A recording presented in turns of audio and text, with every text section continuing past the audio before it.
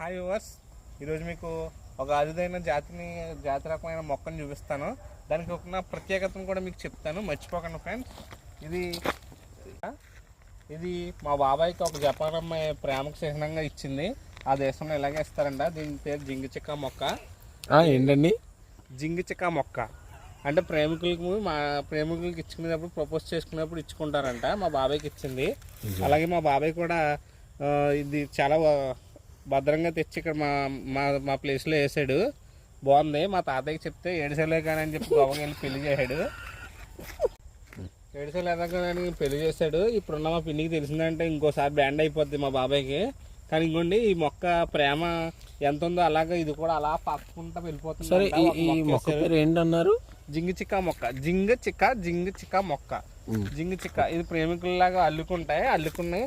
అలాగా ఆకులు చూడండి పసిరిగానే ఉంటుంది. మొక్క మాత్రం